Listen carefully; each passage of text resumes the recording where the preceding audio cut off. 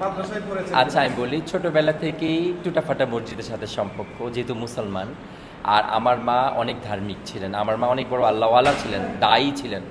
So টুটাফাটা থেকেই, ছোটবেলা থেকেই আমার একটা ইয়া ছিল কি, আমাকে কেউ বলতো না এই মসজিদে যাও মসজিদে যাও, মানে আমি না ছোটবেলায় যখন বুঝতাম না, আমার 6-7 বছর হবে বয়স, তখন আমি একা একা মসজিদে যেয়ে বসে থাকতাম, মানে আজানের আগে। ওই একবার হুজুরের কাছে শুনেছিলাম যে যদি মানে তাড়াতাড়ি মসজিদে যাবে, সে তত নেকি পেতে থাকবে, মানে যতক্ষণ সে বসা থাকবে। তো এই জিনিসগুলো ছোটবেলা থেকেই শেখা আমার। তো টুটাফাটা মসজিদের সাথে মেহনত আছে আলহামদুলিল্লাহ, এই জন্য হয়তো বা আল্লাহ সুবহানাহু ওয়া তাআলা মুখ থেকে বের করে এই কথাগুলো আর কি। আর ফ্যামিলি শিক্ষা। সব মিলে আপনার ভবিষ্যৎ প্ল্যান কি?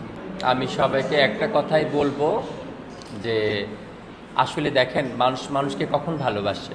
এই যে দেখেন, আজকে আমি এই প্রোগ্রামে এসছি, এই প্রোগ্রামটা যদিও একটা পরিষদে হয়েছে, কিন্তু এই প্রোগ্রামের কিন্তু একজন বিশেষ ব্যক্তিত্ব ছিল, সে কিন্তু একজন বিচারপতি, তার পাশে আমাকে বসিয়েছে এবং তার হাত থেকে অ্যাওয়ার্ড নিয়েছি।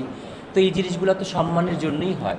তো সম্মান দেওয়ার মালিক আল্লাহ, তো এই সম্মানটা পেয়েছি। ঠিক ভক্তগুলোও ওরকম, সম্মান দেওয়ার মালিক তারা আমার ভক্ত হয়ে গেছে। তো এই জন্য আমি মনে করি ভক্তরা থাকবে, আরও বাড়বে আমার কাছে। আমি চাই সবার ভালোবাসা, আপনাদের সবার ভালোবাসা। আর দেখবেন যারা নেগেটিভ পিপলস, তারা দেখবেন যে নেগেটিভ কমেন্টস করবে আমাদেরকে নিয়ে, আমাদের ডিজাইন নিয়ে, আবার বলবে যে এর মুখে আল্লাহর নাম।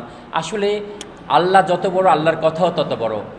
কে বললো এটা বড় কথা না, কার কথা বলা হচ্ছে এটা বড় কথা। কে বললো এটা বড় কথা না, কিন্তু কার কথা বলা হচ্ছে এটাই বড় কথা।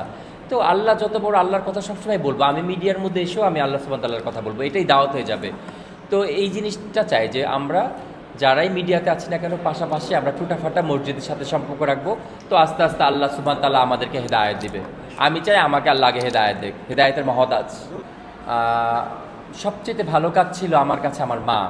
মানে আমরা কিন্তু অনেকগুলো ভাই বোন, আগে থাকতেই বলি, আমরা 10 ভাই বোন এক মার পেটে। এটা আমি আজকে ফ্লাশ করে দিলাম। 10 ভাই বোন, তো এক মার পেটে 10 ভাই বোন, এবং 10 ভাই বোনের মধ্যে সবচেয়ে আদরের প্রিয় ছিলাম আমি আমার মায়ের কাছে। মানে আমি যেরকম আমার মায়ের আঁচল ধরে বড় হয়েছি, আমার মা আমাকে ছাড়া কিচ্ছু বুঝতো না। হ্যাঁ, সব ভাই বোনদেরই ভালোবাসতো। তো আমার মা যদিও এখন বেঁচে নেই, আল্লাহর কাছে চলে গেছে, যদি আমার মা থাকতো তাহলে পৃথিবীতে আমি আমার মায়ের জন্য মানে যা পারতাম, যদি বলতো আমার জানটা দিতে হবে, আমি আমার মায়ের জন্য সেটা দিয়ে দিতাম। কারণ আমি আমার মাকে এত ভালোবাসি, এখনও মাকে ভুলতে পারি না। প্রতিটা সেকেন্ড মায়ের কথা মনে পড়ে, এখনও ঘুমাতে গেলে মায়ের কথা মনে পড়ে, কোনো একটা বড় প্রোগ্রামে গেলে মায়ের কথা মনে পড়ে। মানে আমি মা ভক্ত একটা ছেলে, আমার মাকে আমি ভুলতে পারবো না, মানে মৌতের আগ পর্যন্ত মাকে ভুলতে পারবো না। মার জন্য সব কিছু করতে পারি।